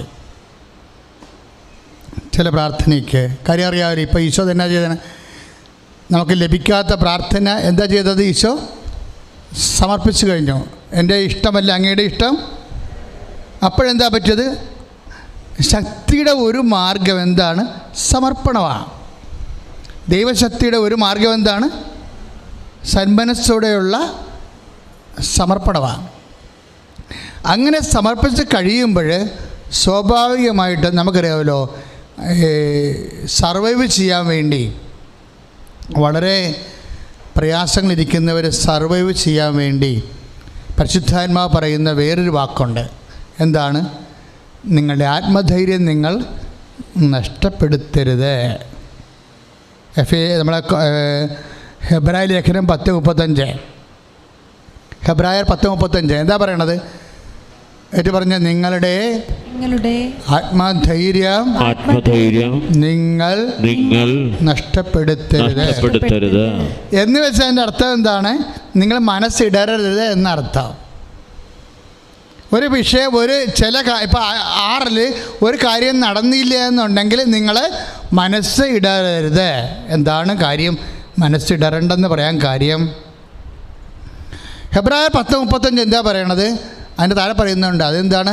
നിങ്ങളുടെ ആത്മധൈര്യമില്ലേ, കാര്യങ്ങൾ കിട്ടാഞ്ഞിട്ടും കർത്താവിൻ്റെ തിരുസന്നിധിയിൽ കണ്ണീരിലൂടെ നിൽക്കുന്ന ഒരു ആത്മധൈര്യമില്ലേ? ഇപ്പം മക്കൾക്ക് വേണ്ടി പ്രാർത്ഥിച്ചു. നമ്മളിപ്പോൾ ഉടമ്പടി പുതുക്കിയിട്ടും ചിലർക്ക് മക്കളായില്ലെന്ന് വിചാരിച്ചോ, എന്നിട്ടും നമ്മൾ കർത്താവിൻ്റെ തിരുസന്നിധിയിൽ നിൽക്കുകയാണ്. എന്തിനാ നിൽക്കുമ്പോഴേ? പിതാവേ, അങ്ങയുടെ ഇഷ്ടമെങ്കിൽ എനിക്ക് കുഞ്ഞിനെ തരണം, അല്ലെങ്കിൽ എനിക്ക് എന്ത് തരണം? കുഞ്ഞില്ലാതെ ജീവിക്കാനുള്ള ശക്തി തരണം. കാര്യം പല അമ്മമാരുടെയും ശക്തി കളഞ്ഞിരിക്കുന്ന ആരാണ്? കുഞ്ഞുങ്ങളാണ്. സംശയമുണ്ടാ? ഉടമ്പടി ചെയ്തിരിക്കണ മുഴുവാർക്ക് മക്കളുണ്ടാക്കിയ പ്രശ്നങ്ങൾക്ക് പരിഹാരം തരണേ.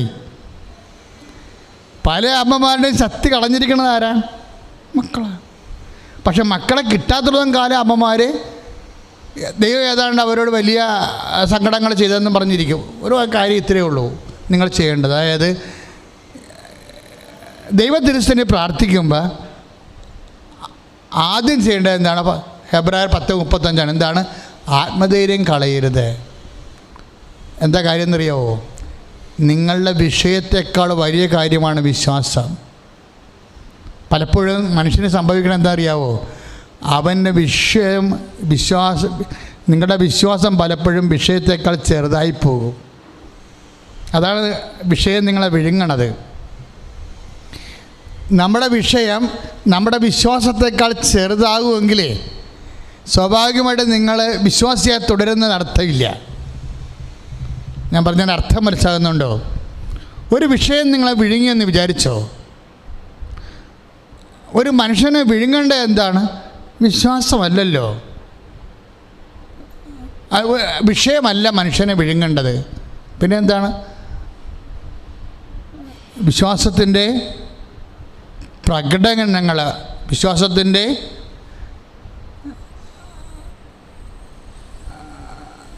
ദൈവതിരുസന്നിധി സമർപ്പിക്കുന്ന വിശ്വാസത്തിൻ്റെ പ്രകടനങ്ങൾ. അതായത് അതിലെന്താ പറയണത്? അത് പ്രാർത്ഥന വരും, പിന്നെ പ്രവർത്തനം വരും.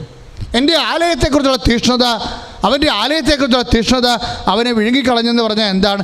എൻ്റെ ആലയം സകല ജനങ്ങൾക്കുമുള്ള പ്രാർത്ഥനാലയം എന്ന് വിളിക്കപ്പെടും. പ്രാർത്ഥന അവനെ വിഴുങ്ങിയെന്ന എൻ്റെ അർത്ഥം. ഒരു കാലത്തൊരു സ്വപ്നം ഞാൻ കണ്ടേ. എന്താ സ്വപ്നം കണ്ടെന്നറിയാവൂ? കുരിശില്ലാത്ത ഒരു സിനിമാ ചാപ്ര. പണ്ടത്തെ സിനിമാ ചാപ്ര ഇല്ലേ, തേർഡ് ക്ലാസ് തിയേറ്റർ, അതുപോലെ പണ്ടാരം വലിയൊരു കെട്ടിടം, ലളിതമായ കെട്ടിടം. ഇതിൻ്റെ മുഖവാരത്ത് ഞാൻ കയറി നിൽക്കണതാണ് സ്വപ്നം. അതിന് കുരിശില്ല, പക്ഷെ അവിടെ ആ മുഖവാരത്തിൽ എഴുതി വെച്ച്, ഓലക്കെട്ടിടമാണേ, ലളിതമായ കെട്ടിടമാണ്. ആ മുഖവാരത്തിൽ എഴുതി വെച്ചിട്ടുണ്ട് ഗോഡ്, തിളങ്ങണ അക്ഷരത്തിൽ ഗോഡ്. അതിൻ്റെ അർത്ഥം എന്താണ്? ഏതെങ്കിലും ഒരു മതചിഹ്നം ഒരു സ്ഥാപനം പേറുമ്പോഴേ മറ്റുള്ളവരുടെ വേദനയ്ക്ക് അവിടെ പങ്കുവെക്കാനുള്ള വാതിൽ അടക്കപ്പെടും. അതുകൊണ്ടാണ് പറഞ്ഞത് എൻ്റെ ആലയം എല്ലാ ജനതകൾക്കുമുള്ള പ്രാർത്ഥനാലയമെന്ന് വിളിക്കപ്പെടും. ഇത് പ്രാർത്ഥനാലയമാണോ? അത് മനുഷ്യന്മാർക്കെല്ലാം വേണ്ടിയുള്ളതാണ്. മനുഷ്യന്മാർക്കെല്ലാം അവരുടെ സങ്കടങ്ങൾ ദൈവതിരുസന്നിധിയിൽ കണ്ണീരിടാനുള്ള ഇടമുണ്ടാകണം. അങ്ങനെ ഇടുമ്പോൾ ആ പ്രാർത്ഥനയാണ് നമ്മളെ വിഴുങ്ങിക്കളയേണ്ടത്, വിഷയമല്ല. ഒരു വിഷയം കാരണം നീ അത് നടക്കാത്ത കാരണം നീ പ്രാർത്ഥന മുടക്കി, ഞാനിപ്പോൾ പ്രാർത്ഥിക്കാറില്ല, എല്ലാ ദൈവങ്ങളെയും വിളിച്ചെന്നൊക്കെ പറയും. കിട്ടാവുന്ന എല്ലാ ദൈവങ്ങളെയും വിളിച്ചെന്ന് പറയും. ഇപ്പോൾ ഞാൻ ഒരിടത്തും പോകാറില്ല. അതിൻ്റെ അർത്ഥം എന്താണ്? പ്രാർത്ഥന വിഴുങ്ങപ്പെടുന്നു വിഷയത്താൽ. അതേപോലെ നിൻ്റെ നീ പ്രാർത്ഥനയും വിഷയം കൂടി വരുമ്പോൾ ക്രമേണ ഈ വിഷയം നിൻ്റെ പ്രാർത്ഥനയെ ചിലപ്പോൾ വിഴുങ്ങിപ്പോവും. അപ്പോൾ നിൻ്റെ വിശ്വാസി അവിടെ വെച്ച് മരിക്കും, ഒപ്പം ദൈവം നിന്നിൽ നിന്ന് അകന്നു പോയിരിക്കുകയും ചെയ്യും. ജീവൻ പിരിയുമ്പോൾ സ്വാഭാവികമായിട്ടും നമ്മൾ മരിച്ചു പോകും, കണ്ണടഞ്ഞു പോകും, അല്ലേ? അതുപോലെ വിഷയം വിശ്വാസത്തെ വിഴുങ്ങിക്കഴിഞ്ഞാൽ തീർച്ചയായിട്ടും പ്രാർത്ഥന മരിക്കും, ദൈവം അകന്നു പോകും. അപ്പോൾ നീ എപ്പോഴും ചെയ്യണം, ഒരു കാരണവശാലും എൻ്റെ വിഷയം ഒരിക്കലും എൻ്റെ വിശ്വാസത്തെ വിഴുങ്ങരുത്.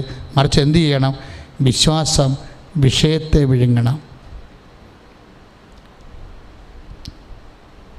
വിശ്വാസം വിഷയത്തെ വിഴുങ്ങണം. അപ്പോഴെന്താണ്? മഴ പെയ്തു, കാറ്റടിച്ചു, വെള്ളപ്പൊക്കമുണ്ടായി, അത് ഭവനത്തിന്മേൽ ആഞ്ഞരച്ചു, അത് വീണു പോയില്ല. എന്താ കാര്യം? അത് പാറമേൽ സ്ഥാപിതമായിരുന്നു. എന്താണ് പാറ? ദൈവവചനം കേൾക്കുകയും അതനുസരിച്ച് ജീവിക്കുന്നത്. ഇപ്പം അമ്മയെക്കുറിച്ച് റെഫർ ചെയ്യുന്ന എല്ലാ സമയങ്ങളിലും ഈശോ പറയും, ആരാണ് എൻ്റെ അമ്മ എന്ന് ചോദിച്ചിട്ട് പറയണത് എന്താ? ഉടമ്പടിയുടെ കൈയും കാലും വെച്ച രൂപമാണ് എൻ്റെ അമ്മയെന്ന് പറയും. ആരാണ് എൻ്റെ അമ്മയെന്ന് ചോദിച്ചിട്ട് ഈശോ എന്നാ പറയണത്? ഉടമ്പടിയുടെ കൈയും കാലും വെച്ച രൂപമാണ് എൻ്റെ അമ്മ. എന്താ കാര്യം? ദൈവവചനം കേൾക്കുകയും അതനുസരിച്ച് ജീവിക്കുകയും ചെയ്യുന്നയാൾ. ദൈവവേദനേ, ഇതെല്ലാം വല്ലതും സുവിശേഷത്തിലുണ്ടോ? ഈ ഉടമ്പടി പ്രാർത്ഥനയ്ക്ക് പുതിയ പുസ്തകത്തിന് 17 അധ്യായങ്ങളാണ്. ഒരു പക്ഷേ ലോകത്തിലെ സഭയിലുണ്ടായിട്ടുള്ള ഏത് പ്രാർത്ഥനയേക്കാൾ കൂടുതൽ അധ്യായങ്ങളുള്ളത് ഈ ഉടമ്പടി പ്രാർത്ഥനയ്ക്കാണ്. എന്താ കാര്യം? ഇത് ഏറ്റവും ഇഷ്ട ഉടമ്പടിയാണ്, ദൈവവും മനുഷ്യനും തമ്മിലുള്ള എല്ലാ ജീവിതവും. ആരാണ് എൻ്റെ അമ്മയെന്ന് ചോദിച്ചിട്ട് ഈശോ പറയും ഉടമ്പടിക്ക് കൈയും കാലും വെച്ച ആളാണെന്ന് പറയും, അവരൊരു ഉടമ്പടിയാണെന്ന് പറയും. 2:19 ഇപ്പം നമ്മൾ വിശുദ്ധ ലൂക്കാൻ്റെ സുവിശേഷം 11:27 വായിച്ചാലും 8:21 വായിച്ചാലും ഒരു വചനമാണ്. എന്താണ്? ആരാണ് എൻ്റെ അമ്മ? ആരാണമ്മ? ദൈവവചനം കേൾക്കുകയും അതനുസരിച്ച് ജീവിക്കുകയും അവൻ പറയുന്ന പോലെ ചെയ്യുന്നയാളാണ്. ആരാണമ്മ? അവൻ പറയുന്ന പോലെ ചെയ്യുന്ന ആളിൻ്റെ പ്രതികരണം എന്താണ്? ഹൃദയത്തെ സംഗ്രഹിക്കലാണ് പ്രതികരണം. എന്തെങ്കിലും കാര്യങ്ങൾക്ക് പ്രാർത്ഥനയ്ക്ക് ഉത്തരം താമസിച്ചു പോകുമ്പോൾ പരിശുദ്ധമ്മ, അവൻ്റെ അമ്മ, ആ വിഷയം ഹൃദയത്തിൽ സംഗ്രഹിക്കും. അല്ലാതെ മത്സരിക്കാനോ തട്ടുപിടിക്കാനോ നിരാശപ്പെടാനോ ഇല്ല. കാര്യം എന്താണ്? ഇനി ശരിക്കും പറഞ്ഞാൽ വിശുദ്ധ ലൂക്കായുടെ സുവിശേഷം 8:21, ലൂക്ക 2:19 ആരാണ് എൻ്റെ അമ്മ എന്ന് ചോദിക്കുമ്പോഴേ ദൈവവചനം കേൾക്കുകയും അതനുസരിച്ച് ജീവിക്കുകയും ചെയ്യുന്നയാളെന്ന് പറയുമ്പോൾ യോഹന്നാൻ 2:5 അവൻ പറയണത് പോലെ ചെയ്യുന്നതാണ്. അത് മത്തായിയുടെ സുവിശേഷം 2:7-24 മഴ പെയ്തു, വെള്ളപ്പൊക്കം ഉണ്ടായില്ലേ? ഔസപിതാവ് ഉപേക്ഷിക്കാൻ തീരുമാനിച്ചില്ലേ? കാറ്റടിച്ചില്ലേ? വെള്ളപ്പൊക്കം ഉണ്ടായില്ലേ? വീണോ? അത് അപ്പാ തന്നെ സെറ്റ് ചെയ്തോളൂ എന്നും പറഞ്ഞുകൊണ്ട് അവർ എലിസബത്തിനെ കാണാൻ പോയി. മേരി, അതൊരു നിലപാടാണ്. ഉടമ്പടി എടുക്കുന്നവൻ്റെ നിലപാട്. കൈ ഇടിച്ച്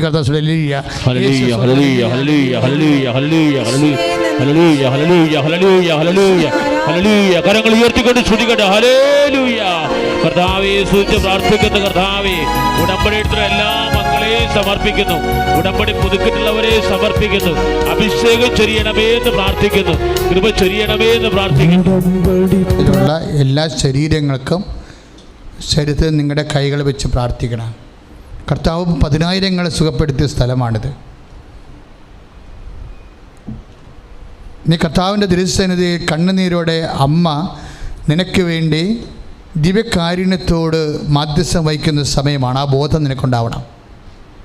ഞാനൊരു മധ്യസ്ഥനായി നടുക്ക് നിൽക്കുകയാണ്, അമ്മയുടെയും ഈശോയുടെയും നടുക്ക്. പണ്ട് ഞാനിങ്ങനെ നിന്ന കാലത്താണ് അമ്മ എൻ്റെ പുറകിൽ വന്ന് നിന്നത്. ചാര ഉടുപ്പിട്ട് സമയഘടികാരം നെഞ്ചി ചാർത്തി ഞാൻ അന്ന് ഈശോയുടെ അടുത്ത് നിൽക്കുകയായിരുന്നു. 2004 ഡിസംബർ 7 അപ്പോഴാണ് അമ്മ പുറകിൽ വന്ന് നിന്നത്. അമ്മ പ്രത്യക്ഷപ്പെട്ട ഇടത്താണ് ഈ ആരാധന ഇപ്പോഴും നടക്കുന്നത്. അതുകൊണ്ട് എൻ്റെ ദൈവവേദന നീ വിശ്വസിക്കണം. നിൻ്റെ ക്യാൻസർ ഉണ്ടെങ്കിൽ ക്യാൻസർ ഉള്ള സ്ഥലത്ത് നിൻ്റെ കൈ വെക്ക്. എന്നിട്ട് അമ്മയോട് പറ, അമ്മയുടെ പ്രത്യക്ഷിക്കുന്ന സാക്ഷിയായി എന്നെ ഉയർത്താൻ പറ. നിനക്ക് സാമ്പത്തികമായ ബാധ്യതയും കടവുമാണെങ്കിൽ അതിൻ്റെ ഭാരമുണ്ടെങ്കിൽ നിൻ്റെ തലയിൽ നീ കൈവെക്കിപ്പോഴേ നിനക്കത് മാറാനൊരു വഴി കാണുന്നില്ല എന്നുകൊണ്ടല്ലേ നീ തലയിൽ കൈവെക്കൂ. കർത്താവേ, ഇതിൻ്റെ ഭാരം എനിക്ക് സഹിക്കാൻ പറ്റണില്ല. എനിക്ക് എന്തിന് ഈ കടവെങ്ങനെ പരിഹരിക്കുമെന്ന് എനിക്കറിയാൻ പാടില്ല. ഇതിൻ്റെ ഭാരം എന്നെ വല്ലാണ്ട് അലട്ടുന്നു. എൻ്റെ ദേവലെ, ഇപ്പോഴും കണ്ണിൽ നിന്ന് ചോര വന്നുകൊണ്ടിരിക്കുന്നവരെ, ചില രോഗങ്ങൾ കാരണം കണ്ണിൽ നിന്ന് ചോര വരും. കണ്ണിൻ്റെ ഇടത് കണ്ണിൻ്റെ ഇടതുവശത്ത് തടിപ്പുള്ള ഒരു വ്യക്തിയെ കർത്താവ് ഇപ്പോൾ സ്പർശിച്ചുകൊണ്ടിരിക്കുകയാണ്. ഇപ്പോഴേ അതുപോലെ തന്നെ ഇങ്ങനെ ഈ പശുവിൻ്റെ മൂത്രസഞ്ചി പോലെ ഇങ്ങനെ വളരുന്ന ഒരു ബലൂൺ പോലെ എന്തോ ശരീരത്തിൻ്റെ ഉള്ളിൽ വളരുന്നു. ചിലപ്പോഴത് മലദൂരത്തിലൂടെയോ മൂത്രാശയത്തിലൂടെ പുറത്തേക്ക് വരുന്നു. ഈ ചിലപ്പോൾ ഗർഭപാത്രം ഇറങ്ങുന്ന അവസ്ഥയാകാം, ചിലപ്പോൾ അരിശസാകാം. ആ വ്യക്തികളെ കർത്താവ് ഇപ്പോൾ സ്പർശിച്ചു കൊണ്ടിരിക്കുകയാണ്. വലിയ സൗഖ്യങ്ങൾ ദൈവം നൽകിക്കൊണ്ടിരിക്കുകയാണ്. കർത്താവിൻ്റെ ഉന്നതമായ നാമത്തിനെ സ്തോത്രം ചെയ്ത് കർത്താവ് ഇപ്പോഴും ഗർഭാശയ രോഗികളെ, ഗർഭാശയം ഇറങ്ങുന്നവരെ സൗഖ്യപ്പെടുത്തുന്നതിന് നന്ദി പറയുന്നു. അർശസ് രോഗികളെ സൗഖ്യപ്പെടുത്തുന്നതിന് നന്ദി പറയുന്നു. കണ്ണിൻ്റെ നേത്ര രോഗികളെ സൗഖ്യപ്പെടുത്തുന്നതിന് നന്ദി പറയുന്നു. കർത്താവ് ഇപ്പോൾ സ്പർശിക്കണമെന്ന് പ്രാർത്ഥിക്കുന്നു. കർത്താവേ, നിന്റെ തിരുമുറിവാർന്ന് വലതുകരം, നിന്റെ തിരുമുറിവാർന്ന് വലതുകരം, നിന്റെ തിരുമുറിവാർന്ന് വലതുകരം ഓരോ മകന്റെ മേലും ഓരോ മകളുടെ മേലും വെക്കണമേ. അടിപ്പുപോലെ അഭിഷേകം പോലെ ദൈവികമായ ശക്തി യേശുക്രിസ്തുവിന്റെ നാമത്തിൽ മാതാവിന്റെ പ്രത്യക്ഷീകരണത്തിന്റെ സ്ഥിരീകരണത്തിനായി മാരക രോഗങ്ങളെ വേദികളെ യേശു നാമത്തിലെ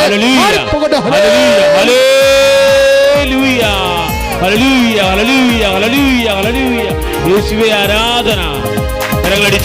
പ്രിയമുള്ളവരെ, നടുവിന് കൈവെക്കാൻ പറഞ്ഞിട്ടുണ്ട് ഈശോ. നടുവിന് കൈവെക്കാൻ പറഞ്ഞിട്ടുണ്ട് ഈശോ. എന്തിനാണ്? എല്ലാവരും അല്ല, കിഡ്നി രോഗികളെ, നടുവിന് വേദനയുള്ളവർ, നടുവിന് നീറിറങ്ങി വീഴുന്നവർ, നടുവിൻ്റെ അസ്ഥികൾക്ക് ദ്രവിപ്പുള്ളവർ, കശേരുകൾ ഡിസ്ലൊക്കേറ്റ് ആയവർ ഒക്കെ കൈകൾ വെച്ചുകൊണ്ട് ഇപ്പോഴും പ്രാർത്ഥിക്കേണ്ടതാണ്.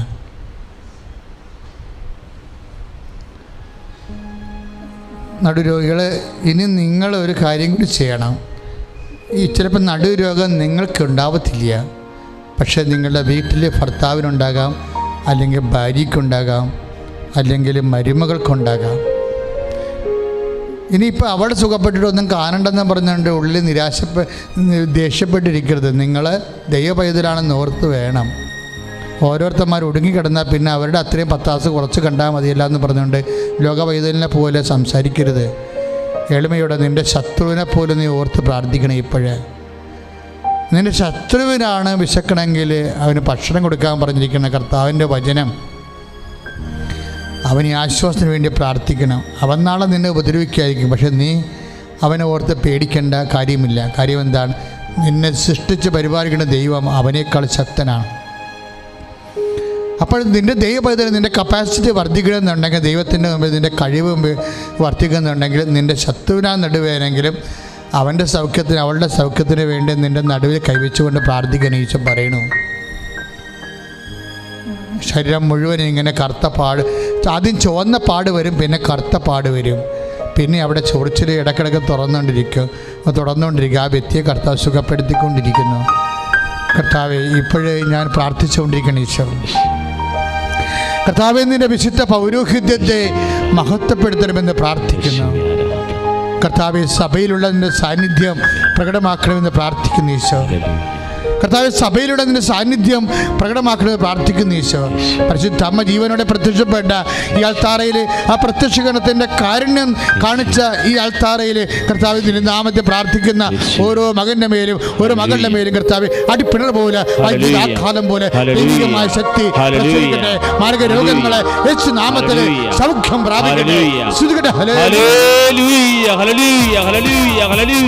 കരങ്ങൾ ഉയർത്തിക്കൊണ്ട് സ്തുതിക്കട്ടെ. കരങ്ങൾ ഉയർത്തിക്കൊണ്ട് സ്തുതിക്കട്ടെ. ഇതാ കർത്താവ് നിങ്ങളെ ആശീർവദിക്കുകയാണ്. കരങ്ങൾ ഉയർത്തി അതിശക്തമായി യേശുവേന്ന് വിളിക്കട്ടെ. യേശുവേന്ന് വിളിച്ച് പ്രാർത്ഥിക്കട്ടെ. ഇതാ കർത്താവ് നിങ്ങളെ ആശീർവദിക്കുന്നു. ഇപ്പോൾ ശുശ്രൂഷയിൽ പങ്കെടുത്ത് പ്രാർത്ഥിക്കുന്നവര്, ഷക്കീന ടെലിവിഷനിൽ കണ്ട് പ്രാർത്ഥിക്കുന്നവര്, യൂട്യൂബിൽ കണ്ട് പ്രാർത്ഥിക്കുന്നവര്, ലോകത്തിന്റെ നാനാഭാഗങ്ങളിൽ പ്രാർത്ഥിക്കുന്നവര്, മാരക രോഗികള്, തീരാവ്യാധികള്, ഉടമ്പടി എടുത്തിട്ടുള്ള മക്കളെ ഈശോ സൗഖ്യപ്പെടുത്തുകയാണ്. യേശുവേ ആരാധന, യേശുവേ ആരാധന, യേശുവേ ആരാധന. ഹല്ലേലൂയ. പരിശുദ്ധ പരമ ദിവ്യകാരുണ്യത്തിന് ആരാധനയും സ്തുതിയും പുകഴ്ചയും ഉണ്ടാകട്ടെ. പരിശുദ്ധ പരമ ദിവ്യകാരുണ്യ ഈശോയ്ക്ക് ആരാധനയും സ്തുതിയും പുകഴ്ചയും ഉണ്ടാകട്ടെ. പരിശുദ്ധ പരമ ദിവ്യകാരുണ്യനാഥന് ആരാധനയും സ്തുതിയും പുകഴ്ചയും ഉണ്ടാകട്ടെ. പ്രിയപ്പെട്ടവരെ, തൈറോയ്ഡ് രോഗികളെ തൊണ്ടയിൽ കൈവെക്കുക. തൈറോയ്ഡ് രോഗികളെ തൊണ്ടയിൽ കൈവെക്കുക. പാൻക്രിയാസ് രോഗികളെ കരളിൻ്റെ സ്ഥാനത്ത് കൈവെക്കുക. താഴെ ഇടത് നെഞ്ചിൻ്റെ കൂമ്പിന് താഴെ കൈവെക്കുക.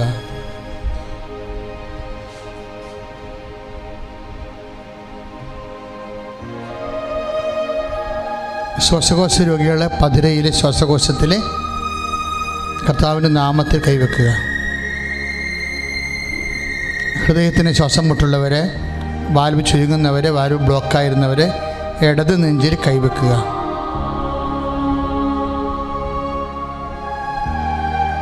എവിടെയോ ശരീരത്തിൽ പഴുപ്പ് കെട്ടിക്കിടക്കുന്ന വ്യക്തികളെ കർത്താവ് കാണിക്കുന്നുണ്ട്. 6 എന്ന അക്ഷരത്തിലാണ് പേര് തുടങ്ങുന്നത്. ആ വ്യക്തിയെ കർത്താവ് സൗഖ്യപ്പെടുത്തിക്കൊണ്ടിരിക്കുന്നു. ശ്രുതികട ഹല്ലേലൂയ. യേശു സ്തോത്രം. ഹല്ലേലൂയ. ഹല്ലേലൂയ ഹല്ലേലൂയ ഹല്ലേലൂയ ഹല്ലേലൂയ യേശുവേ നന്ദി കർത്താവേ സ്തോത്രം ദൈവമേ. നല്ലവനായ ഈശോ നിന്റെ ഉന്നതമായ നാമത്തിന് സ്തോത്രം ചെയ്യുന്ന കർത്താവേ. ഈശോ ഞങ്ങൾക്ക് വേണ്ടി ക്രൂശിക്കപ്പെട്ടവനെ, ഈശോ ഇപ്പോഴ് കൈവച്ച് പ്രാർത്ഥിക്കുന്ന ഓരോ മകനെയും മകളെയും സമർപ്പിച്ച് പ്രാർത്ഥിക്കുന്ന കർത്താവേ. ഈശോ ഞങ്ങൾക്ക് വേണ്ടി ക്രൂശിക്കപ്പെട്ടവനെ, ഞങ്ങൾക്ക് വേണ്ടി തിരുവിരാവിൽ മുറിവേറ്റവനെ, മുറിവിലെ ചോര കൊണ്ട് തന്റെ കണ്ണിനെ സുഖപ്പെടുത്തിയവരെ, ആവശ്യമായ രക്തം കർത്താവേ ഇപ്പോൾ കണ്ണുനീരോടെ പ്രാർത്ഥിക്കുന്ന മക്കളുടെ ശിരസിലേക്ക് കുഴിക്കണമെന്ന് പ്രാർത്ഥിക്കുന്നു. എന്റെ കർത്താവിന്റെ ഉന്നതമായ നാമത്തിൽ സഭയുടെ അധികാരത്തിന്റെ അടയാളത്തിൽ ദൈവത്തിന്റെ ശക്തിയാൽ മാരക രോഗങ്ങള് വ്യാധികള് ഈ നിമിഷം യേശുവിന്റെ നാമത്തിലെ മാറിപ്പോകട്ടെ. യേശുവേ നന്ദി കർത്താവേ സ്തോത്രം ദൈവമേ. ഹല്ലേലൂയ. കരങ്ങളടിച്ചുകൊണ്ട് ആരാധനയും സ്തുതിയും ഉണ്ടായിരിക്കട്ടെ. മക്കളെ, ഒത്തിരി മക്കളില്ലാത്ത ദമ്പതികൾക്ക് അമ്മ കുഞ്ഞിനെ കൊടുത്തുള്ള ഇടമാണിത്. അത് സാക്ഷ്യങ്ങളൊക്കെ ഭയങ്കര വിചിത്രമായ സാക്ഷ്യങ്ങളാണ്. ഒരിക്കലും മക്കളെ കിട്ടുകയില്ലെന്ന് പറഞ്ഞിട്ടുള്ള സ്ഥലങ്ങളിൽ നിന്ന് അമ്മ കുഞ്ഞിനെ കൊടുത്തിട്ടുണ്ട്.